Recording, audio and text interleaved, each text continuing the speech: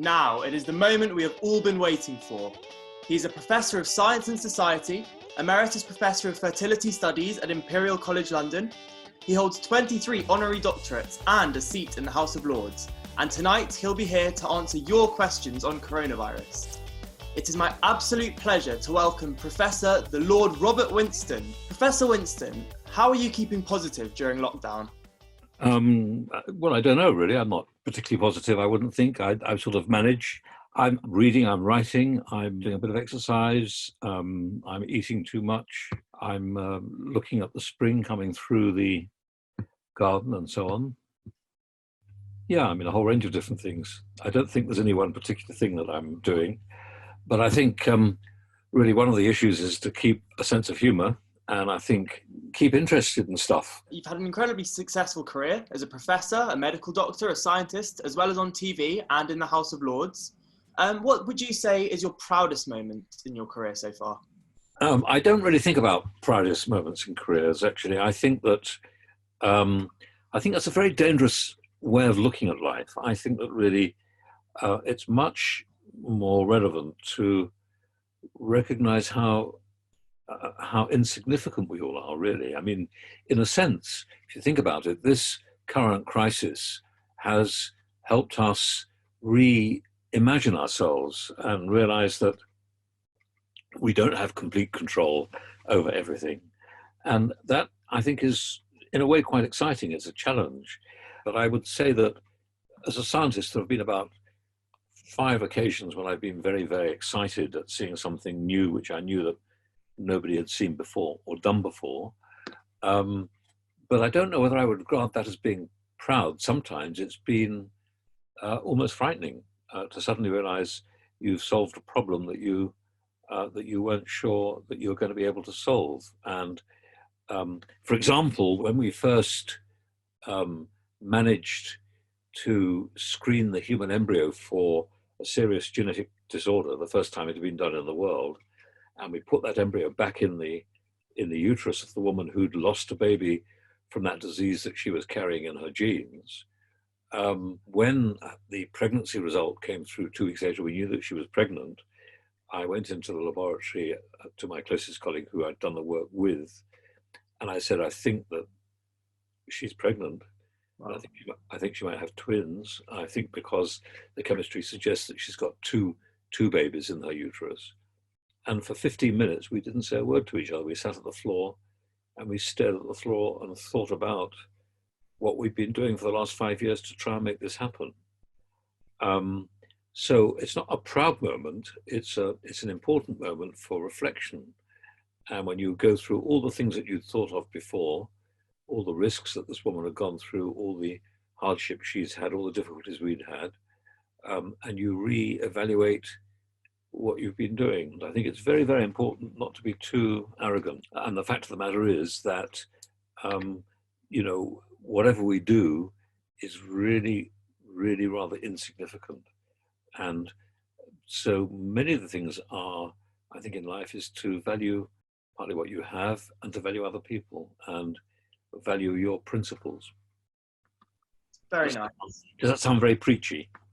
No, it sounds really inspirational, actually. When you were younger, was that the sort of thing that motivated you to get into science and medicine? I left school without knowing what I wanted to do. Right.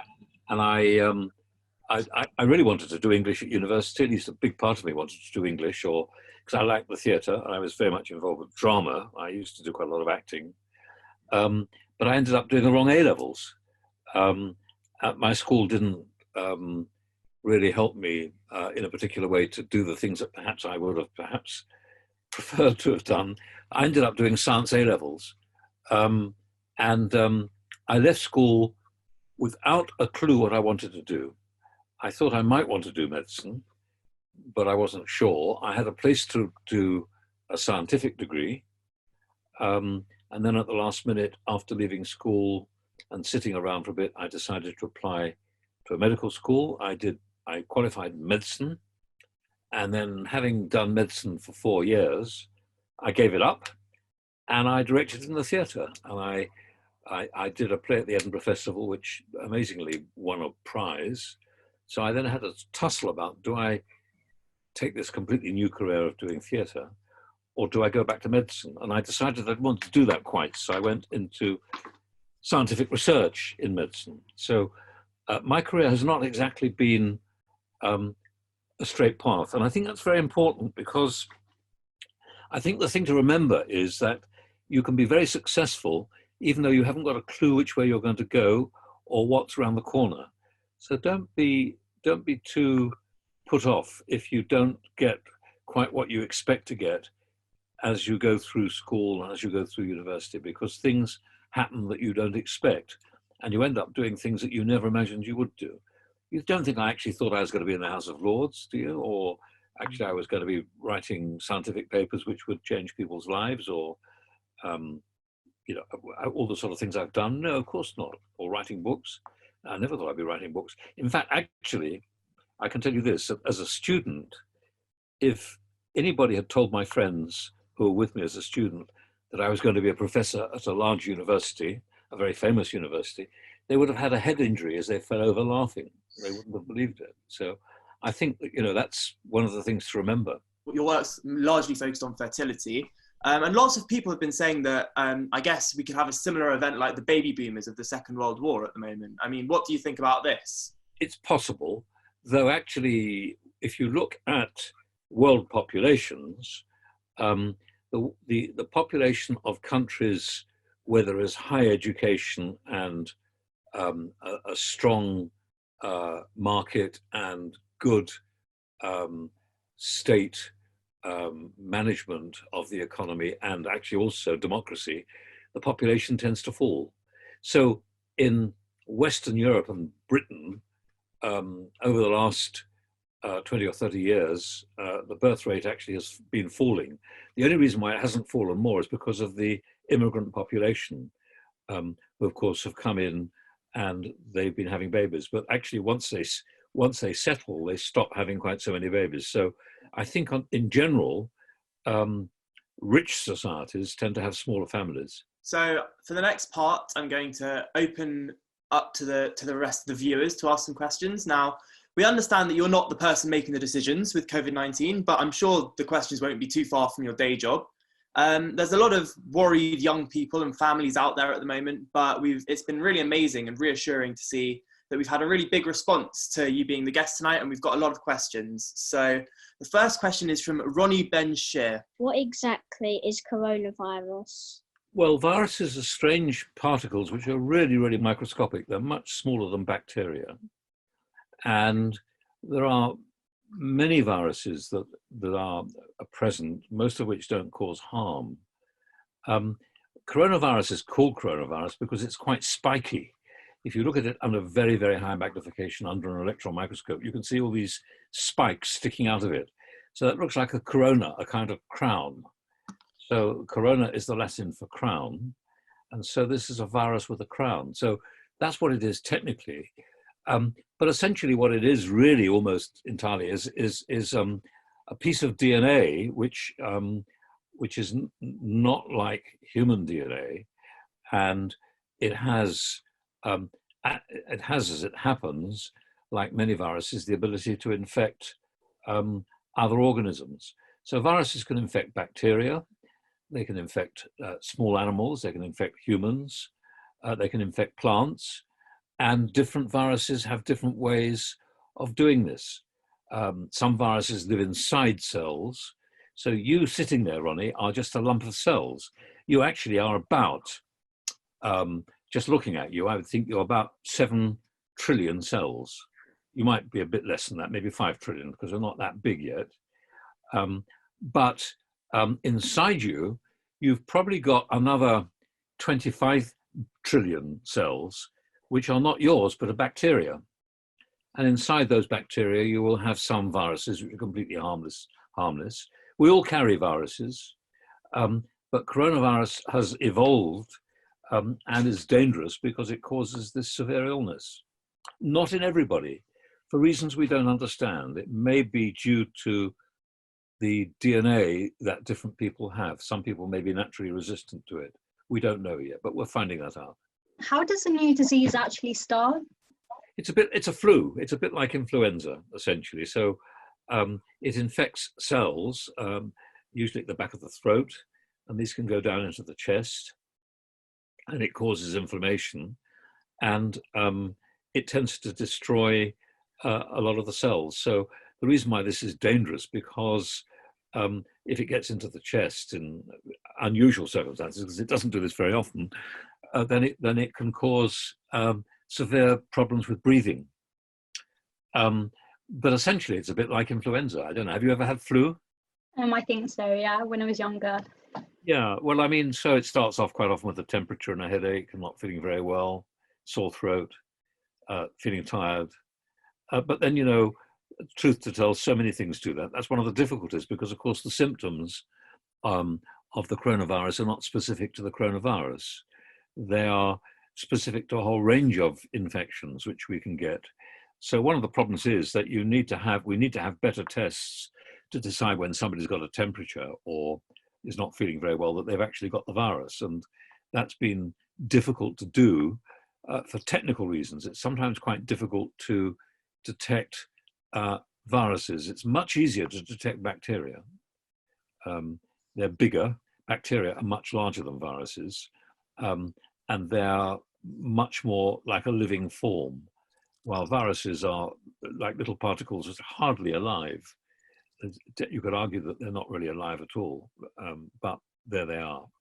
Obviously, the new coronavirus we think it's a virus that hasn't infected humans before. So how does such a new outbreak come about? Oh, well, the DNA changes. So basically what happens with any organism, humans as well, and dogs and, you know, fleas and bacteria, they can mutate. And we all mutate, so we all have changes in our DNA. And some of those DNA changes are particularly suitable for living in a given environment. That's the process of evolution.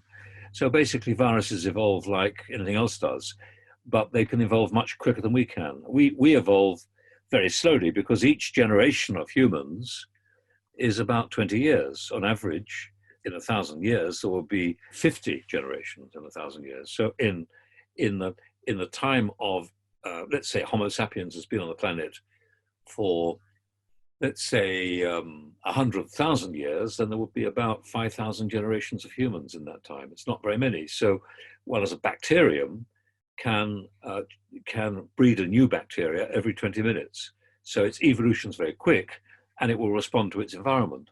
So that really is what happens with viruses. Viruses can actually change their DNA, and that's why they change their mode of response in the host that they infect. Is there a difference between coronavirus and COVID-19? Well, COVID-19 is the technical time for coronavirus. There are a whole range of different coronaviruses that look like that under the microscope. COVID-19 is a specific example of it, that's all. But coronaviruses are these viruses that have this crown. Why is washing your hands so important during the coronavirus? Because washing your hands is extremely effective at killing all organisms. So basically, you kill bacteria and you kill viruses. And actually, you also kill your skin, unfortunately, if you go on washing it indefinitely. So, but if you kill cells, don't like being. There are certain things that most cells don't like. So they don't like soap. They don't like alkali things. They hate bleach. So, for example, if you want to kill a virus, you can pour bleach on them. But actually, I don't suggest you wash your hands in bleach, because that's pretty unpleasant. You can use ultraviolet light. That's very, very bright sunlight. That will kill viruses, and it will also kill your skin as well and cause burns. So that's why we don't use that. But soapy water isn't a bad way. Another way of doing it is alcohol. The other thing you can do, of course, is to use very, very high temperatures. But, you know, on the whole, I suspect you wouldn't want to put your hands in the red coals of a fire, would you? Because you'd have other problems with it. And sometimes you can use irradiation, X-rays, for example, if they're powerful enough for some organisms. That's not so effective. So basically, soapy water, and it's preferable to have warm water rather than cold water. If you wash your hands thoroughly, I mean, it says 20 seconds on the instructions, I tend to wash my hands for a bit longer than that. Wash between your fingers and on the backs of your hands up to the wrist, and then you have really clean hands which will not have the virus. And surgeons, when they are scrubbing up, ready to do an operation, and of course I am a qualified surgeon, we would wash our hands for 5 minutes in soapy water. And we also use compounds in the soap which are specifically effective at killing organisms, one of which is iodine. I'm sure you've heard of iodine because we sometimes put it on cuts. It's a very effective way of sterilizing something. So a lot of the surgical soaps which are used by surgeons contain iodine because that's a very effective way of killing bacteria and not infecting somebody on whom you're operating. But for practical purposes at home, if we just wash our hands with soapy water, with good soap, that's mostly good enough. Are some people more genetically vulnerable to COVID-19? And does this influence how severe their symptoms are? Can it explain why some people without underlying health conditions have severe symptoms? Well, you know, that's a very intelligent question. And the answer is I don't know the answer because we don't know the answer. But I think you're right. I think it's almost certain that some of us have particular DNA which actually either protects us or makes us more vulnerable. And of course, there's no way of knowing at the moment because this is a new virus. But I think in the long term, that will be one of the puzzles that we have to untangle. So, I think your guess, your question is absolutely spot on. I think that's probably a key issue. And it may well be that that's why some people have very mild symptoms and others don't. Of course, it might also be that there's more than one DNA configuration in the virus. So it might be the virus producing a mild infection has a slightly different DNA from the one that makes people very ill and in rare circumstances can kill people. It doesn't kill people very often, but it does occasionally. So I think there are a lot of very interesting things here, but because this is so new, you know, this is the virus that's only been around, as far as we know, really since about last November, December. And it was only first seen in Wuhan in China, you know, just 3 months ago. So it does seem to be a pretty new organism. This isn't unusual because new organisms occur all the time. There are always new forms of flu viruses, for example. They're always mutating. So pig flu, avian flu, the flu which killed people after the First World War, the Chinese flu. These flus, they come and go, and they are particularly infective because of some aspect of their DNA. So one of the interesting things is whether you and I have DNA which would make us resistant to being infected. There's no way of knowing, and we shouldn't really try and find out because it's just a bit too risky. So what we do is we sit closed up in our houses washing our hands. But of course, if we knew that we had DNA which would make us resistant, we'd be wandering around without any worry. And it may well be that quite a lot of us watching this today, a lot of you in the room there, in your rooms, would be quite resistant, but it's not worth the risk. Once someone's had the coronavirus, when they get better, can they go out or do they still have to self-isolate? I can't answer the question because there have not been good data yet. I think the supposition in your question is right, that once you've had the infection with coronavirus, you'd expect to have antibodies. That is, your body produces proteins and other things which prevent you from getting the infection again. That's what happens with smallpox, it's what happens with measles, it's what happens with some forms of flu. You can't get them twice. Now, actually flu you can get recurrently. So it's a possibility that the coronavirus might reinfect you, and there is some suggestion that 1 or 2 people have been reinfected. But you're probably right with your question, that actually once you've had the infection and you've got rid of all the particles of the virus inside your body, because that may take a few days to shed them after the infection, then you should be completely protected and you probably can't infect other people. You would be resistant. So that's what we're rather hoping. We call that herd immunity, when a lot of people together end up being infected and then in fact are resistant. That's one way that these viruses die out. So in the long term, it's very possible that what will happen is that a lot of people will have such mild infection or will get immunized that actually ultimately the virus will not have a host. So if it doesn't, it will then die out. And that's what happens with nearly all these viruses. Eventually they do die out. And so we're left resistant to one more virus. But at the moment, of course, we're not resistant to coronavirus. It's too early. I guess the business of visiting family members in hospital if they were if they had COVID-19. What do you think are the ethical issues surrounding that? Should you be able to do it? Should you not be able to do it? What do you think? I think at the moment, I think you should be able to do it, but at the moment we just don't have enough protective clothing, and therefore, first of all, if we come in contact with somebody who's got the raging infection, we may pass it on to the population next to us in a very uncontrolled way, and we could end up with an even worse pandemic than we've got. So at the moment, the government in nearly pretty well every major civilized country, Israel, Germany, Italy, Britain, is limiting people in their travel. And on the whole, people are not being encouraged to visit relatives who are ill. Unfortunately, that's a necessity because it's very difficult to protect the visitors from getting infected. But in the fullness of time, I think we will be able to do that. But at the moment, that's not possible. Can coronavirus affect your pets? It's a very interesting question. Well, we know that there's a tiger that's got infected with coronavirus in New York, in the zoo.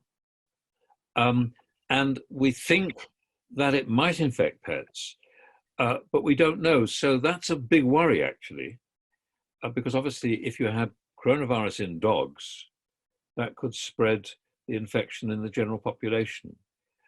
I don't think we can really answer that question with any degree of certainty. But one of the really serious problems with a lot of viruses is that if they do infect animals, they become very much more dangerous to humans. So I don't think we can really answer that question truthfully at the moment. But it's a very, very good question to ask, because ultimately, I think that's going to be one of the things that we will need to know.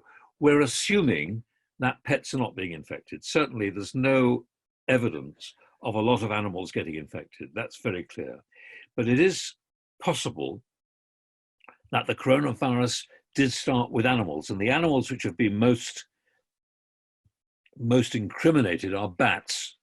Bats are, you know what bats are, of course. They're flying mammals.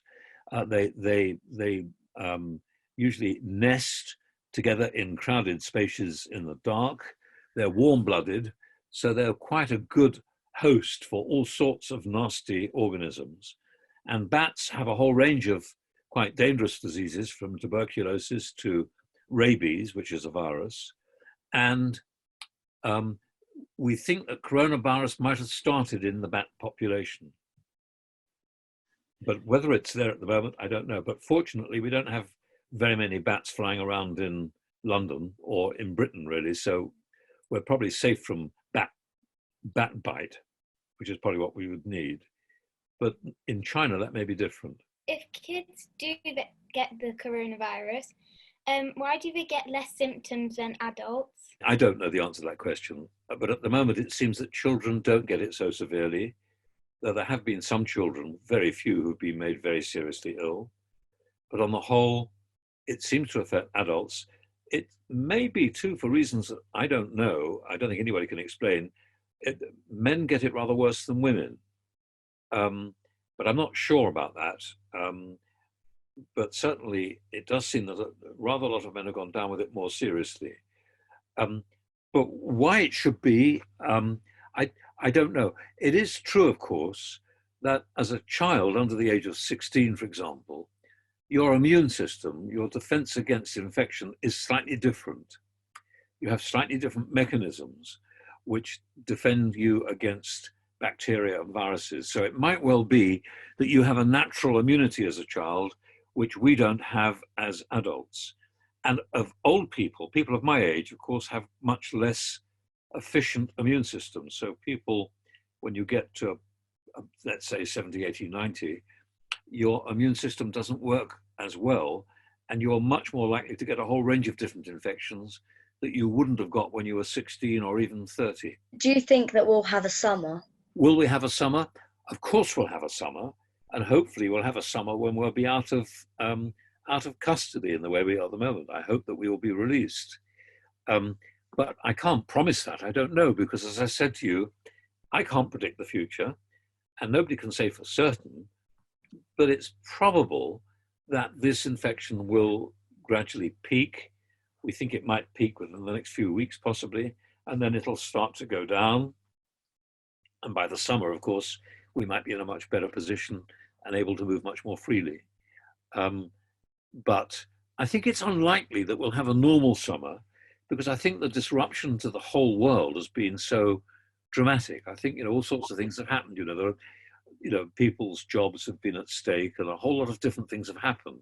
So I think we may have to accept the fact that it may be a rather quieter summer than usual. But I hope that we will be free of our houses by then and be out in the open air a bit more and, enjoying things. But it may be a bit different. It's possible after big events like this that life changes a bit, often for the better. One of the things that's currently happening at the moment is suddenly climate change has become much less a risk because, of course, we've got no traffic. So the atmosphere is much clearer in nearly every major country. Interesting, isn't it? What advice would you give final year medical students who are being fast-tracked into the front line? I think that there are lots of things you can do as a medical student. For example, some of the medical students, which I know in my university, Imperial College, have offered to do some of the DNA testing of the virus. And that is not technically very demanding. PCR, I'm sure you know all about PCR. In fact, the technique for RT-PCR was one that we, in my lab, we were one of the first people in the world to do it. So, and it can be done nowadays much more easily because you can do it automatically. I think it's wonderful that so many medical students are helping out. I think it's fantastic experience. I very much hope and expect that our medical students will be properly protected, which is very, very important. But I think, to see medicine when we are really stretched like this is a very, very interesting and important experience for medical students, because it's maybe something that you won't experience again. When I was a medical student, I was asked to sit with a man who had a raging infection. He was quite infectious in a side ward. I didn't have protective clothing. In those days, we didn't have protective clothing. And he was dying. He was dying of a septicemia, which was killing him. And he was unconscious most of the time. There were drips running, antibiotics running, and he was gradually going into coma. I sat with him for 2 nights, continuously, and did all the observations that the nurses needed, measuring his blood pressure periodically, taking his pulse rate, and most of the time, we never spoke. And I just sat there. I was terrified. I must tell you, I was I suppose a 3rd or 4th year medical student, and eventually, amazingly, against all odds, he was expected to die. About 2 o'clock in the morning, I measured his pulse and it had come down, and his blood pressure had gone up a little bit. He was still unconscious. He was still comatose, couldn't speak. And by the morning, he was awake, and he walked out of hospital about a week later. And the doctors looking after him were so amazed, they wrote a scientific paper about his recovery and published it. My name was not on that paper. I was forgotten. And as he went out of hospital, I said to him, "I'm so pleased to see that you got better." And he looked at me, he said, "I must tell you, I knew you were sitting with me the whole time you were there." Now, I can tell you, what is it now, more than 50 years later, I remember that man. I don't know if he's alive now, but perhaps he remembers me. But it is something which is a very, very important experience in my life, because I realize that people can be completely unconscious, but even when they're unconscious, they know that things are going on around them and people care for them. So, Jamie, can you do anything during this? Yeah, of course, there are all sorts of things we can do as human beings, not just as medical students, but as a medical student, you've got a great deal more experience than most other human beings. What made you so interested in science?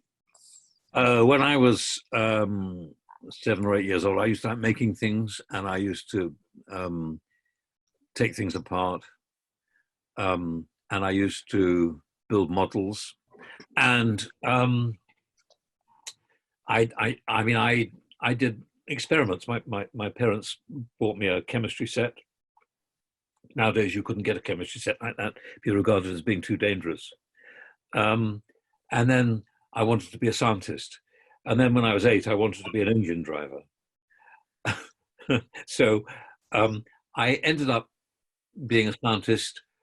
It's an interesting question, because I wasn't sure I wanted to be a scientist. A lot of the time I was at school, I was much more interested in literature and English than I was in science, as I said earlier. But science is a wonderful thing to do, because it is constantly interesting. You're constantly finding out things. And I suppose my key thing was actually wanting to work out how things worked.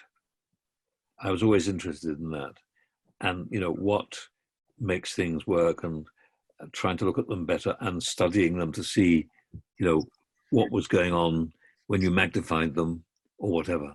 And what is your favorite type of science?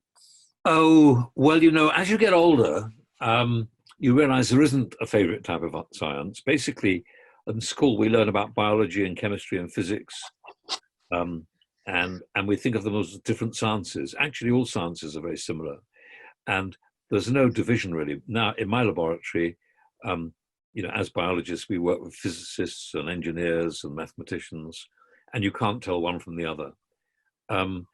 So I don't really have a favorite science.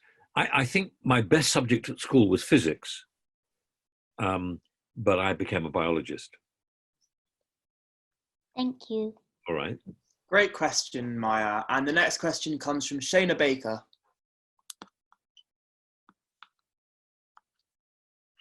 Hi, Shayna. I've got 2 questions, and the first one is, what's it like being the Lord? I'm sorry, you're breaking up a little bit. I didn't really hear the question. So I've got 2. What is it like being the Lord? It's very nice being a Lord, because when you go out in the street, everybody kneels in front of you and they brush your shoes as you walk along, and then actually they give you a castle to live in. Do you want me to show you around the castle that I'm living in? And I have about 154 servants, and I've got gold plates, and I don't usually use the gold plates most of the time, because I find the food gets cold on the gold. So actually over Pesach, we'll be using the gold plates, but we don't during the rest of the year, because really, so we end up on Pesach having very, very cold food. So actually most of the time being a Lord, I don't really know. It's rather like being a professor. I don't quite know what being a professor means either, really. But some people think it's better to be a professor than a Lord anyway. But I do sit in Parliament. So normally we sit in Parliament. There are 2 houses of Parliament, the House of Commons, where you're elected, or the Lords, where you're put in place, usually by the Prime Minister and his advisors. I was put in the Lords, 25 years ago by the Prime Minister then, and we sit there and we help make laws and try to improve the law of the country. Not always very successfully. But a lot of the time it's very boring. So other times it's very exciting and interesting. What else can I say?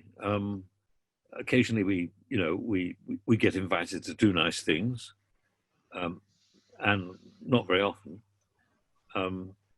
And most of the time we don't use the gold plates. As Pesach's coming up, what's your favourite part of the Seder, and do you have any family traditions? My grandmother was Sephardi. My grandfather on my mother's side was Ashkenazi. So we have quite a few Sephardi customs, which are quite strange. And the Sephardi family, my grandmother's family, came from Ramsgate, where Moses Montefiore, who was a very famous philanthropic Jew, lived. Sir Moses Montefiore. He was knighted by Queen Victoria. And my grandmother used to play in his house and used to sit on his knee when she was a little baby. And my great-grandfather was his rabbi. So we have some of Montefiore's things. I can show you one thing. Hang on a second. So one of the things I've got here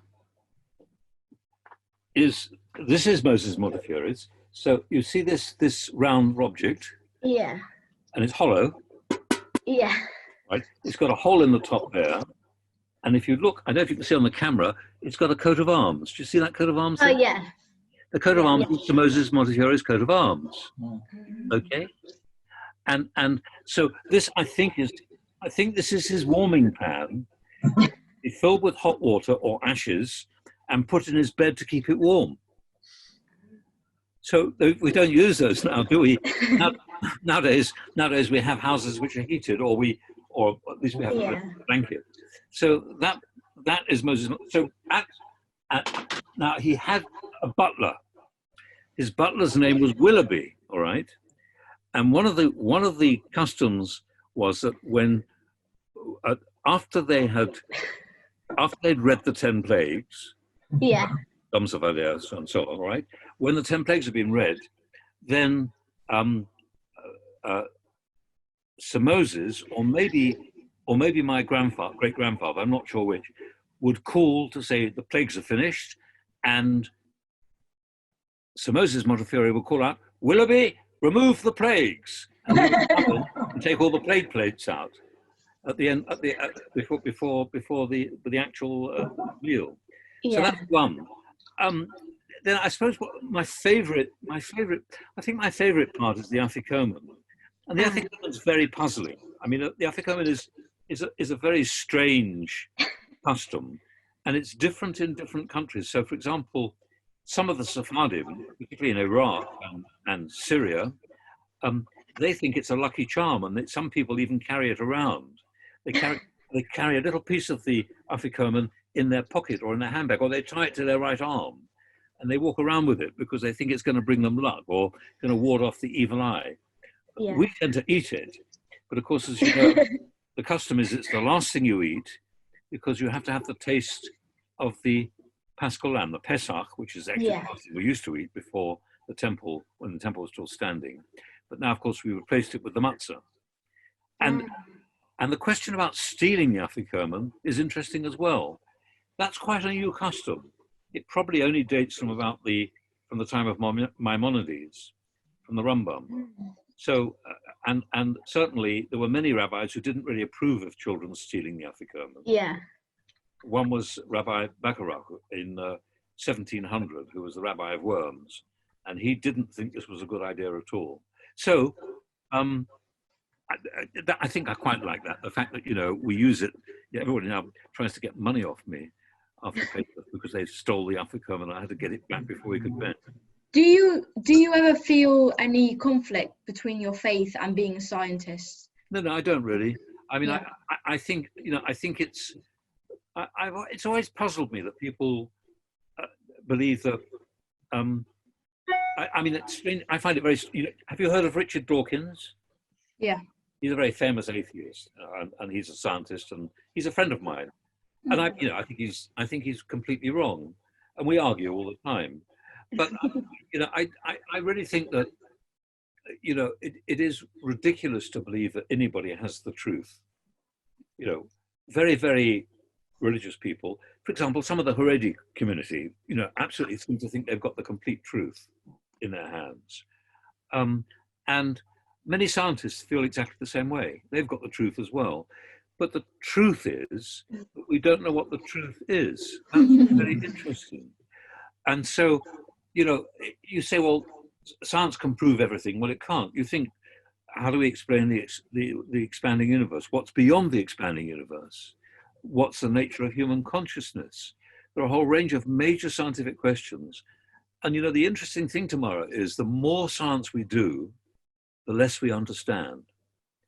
And I think both science and religion are about human uncertainty. I think we are religious to some extent because we're uncertain where we come from, where we're going to, what will become of us. And I think that's the same reason why we do science, because we're uncertain. We want to find out more. But there are no proofs. I don't think there is such a thing as being absolutely certain. And I think when we get too certain, I think certainty is dangerous. So, you know, both in science and in religion, I think certainty is dangerous. So your question is an interesting one. So do I think there's a conflict? Not really, no. I mean, you know, each of us will have a different belief about how we see, for example, God, or we don't see God. Different people have different views about that. You know, some people have a very strict view of what they think of Hashem, you know, whatever. I really don't think, to me, that's a conflict. I think it's a philosophy. Yeah. So I watched it the other day, but what was it like working with James Corden and performing science experiments on the Late Late Show? James is very talented. He's got a fantastic sense of humor. He's an amazingly musical person, isn't he? Don't you think? He's extraordinary. Yeah. And it's fun. And you probably see that, you know, I tease him. So I don't rehearse with him deliberately. I don't rehearse with him. When I do those things, I do them without letting him know what I'm going to do. Largely because I don't know what I'm going to do either, really, sometimes. But I think it's funnier that way. I think it's quite funny to do that sort of stuff with James. James is brilliant at playing along, and you know he's a very, very human individual, and I suppose he's likable because he is so human, and because actually, you know, he's not too full of himself. I think people who get very arrogant, who think they're amazing celebrities, aren't really very interesting. And James is a very sensitive, real human being. And he's got a great sense of humor, and he's fun to be with. And, you know, carpool karaoke, he's absolutely amazingly musical, for example, isn't he? Are you surprised that coronavirus happened, or do you think it was inevitable? The talks I've given in schools and elsewhere always argued that pandemics were pretty well inevitable. And of course, the biggest problem, of course, is the technology which produces the pandemic is the technology which we most value and want, which is the aeroplane. Yeah. The aeroplane brings in viruses and organisms which we don't expect, and we forget how vulnerable we are. I think, you know, in a way, I mean, it's a terrible thing to say this, but in a way, perhaps it's a good thing because it will make us think about ourselves a bit more carefully in future, perhaps. It might make us a bit more humble. It might recognize that humans are frail. And, you know, that comes a lot into Hillim when we see how, you know, when the Psalms tell us how frail we are. And I think that's quite important. We're not masters of the universe. So am I surprised? Yes, I suppose all of us were surprised at this pandemic because it's been so sudden, so serious, and has had such a powerful effect in so many countries simultaneously in a way that I think nobody really predicted. And unfortunately, the poverty that it's caused for some people and the loss of life for others are terrible things, which perhaps we could have protected ourselves against better than we have done. But we'll see. I mean, we will get over it. I've no doubt we'll get over it. I'm quite confident that it'll happen. Science will solve this problem. And I think, you know, we shouldn't be terribly anxious. In the long term, this is something which is going to be solved. And, you know, for example, we've talked about one or two of the things, one of which was vaccination, we kind of referred to earlier. Secondly, the idea that certain drugs may help to protect us against the virus. And for the moment, of course, we have to do this self-isolation, which is rather tedious, but actually, at least we're all alive, aren't we? And that's something which is to remember. And, we will, and it's very disruptive to our lives. All of us have had our lives disruptive, but we'll get round it. And from time to time, if you look through history, it happened in 1347 with the Black Death. It came back again in the 15th century and so on. Viruses have hit humanity in this last century a few times, but we do recover. We do get over it. We go back to normal life, and perhaps we have to learn lessons from what we've seen. In the UK government's response to the outbreak, do you think that there's been a quite interesting conflict between science and politics? The time for recrimination is when this is over. Yeah.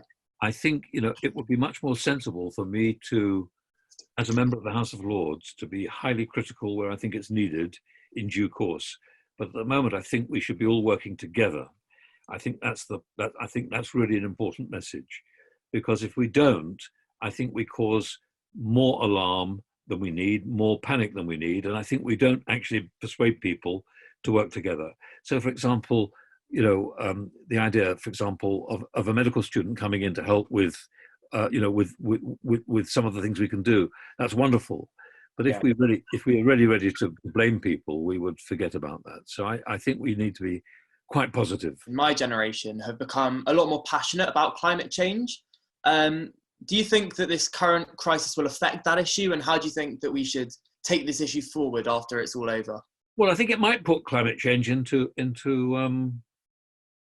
better perspective, because I think what is very clear from the pandemic is that we need very good science for all these things which affect us, and that is needed for the climate change problems as well. So we have a lot of opportunity to use that science over the next years to come. And I'm sure that both these problems will be solved by better technology. Now, every night here at JLGB Virtual, we announce a new daily act of kindness. Could you tell us some of the acts of kindness that you've been performing recently? That's really difficult, isn't it? I mean, one doesn't really want to boast about one's acts of kindness, does one? I've stopped kicking my wife, and I've not sworn at my grandchildren, of course, who can't see me, because we have to use FaceTime, and I've got a couple of PhD students who I've been coaching online, and I've been fairly cruel to them to make sure they write their theses better, but I've also actually been very kind to them after I've been cruel. And I think that act of kindness is partly due to the fact that they feel a bit frightened about the coronavirus. So, I don't want to make them feel too uneasy. And of course, they're both very good students. What gives you hope for the future, I guess, both in the medical field, but also in society as a whole? Well, I think we should learn a number of lessons. And one of the most important lessons to learn is to understand that we all fail. All of us, everybody sitting around here watching this and listening, and me too, we all fail. And it's really important to fail. And it's really important to fail because only by failure do we learn to do things better. And so, coming back to the coronavirus again, of course, in some respect, we've probably failed. We didn't predict this in advance. We probably didn't handle it quite as well as we should have done. But we will learn from this failure to do it better in the future. And each of you watching this will fail in different things that you do. And it's very important that you do fail. Don't be frightened of failure. It's one of the things to learn, because by learning how you do something better next time is how we all succeed eventually. Certainly applies in my life. Every single experiment I've done starts with a failure, and then you try to work out why it's failed and try to work out how it does better. So I think that's one of the fundamental things to say. We've talked a lot about the role of kind of developments in science, but I guess in technology like social media and video calling apps such as Zoom, this one, I mean, do you think they've shown their more positive side? I mean, I think that social media on the whole are things that we need to use properly like anything else, just as we need to use energy properly, oil or whatever it might be, or electricity. I think social media are something we're still coming to terms with. And I think sometimes people condemn social media, television, the electronic screen completely unnecessarily. And yes, I think that, what we're seeing here with Zoom and FaceTime and these other things is tremendously positive. Yeah. Of course, any technology, and this includes this technology, has a downside. And we have to look at those downsides in every technology we use and make wise decisions about how we use that technology better. That's what we do as humans. And I think from a religious point of view, that's what we do as Jews. I think that the Jew is required to use his God-given intelligence wisely so that actually he can improve things around him. And that certainly means technology.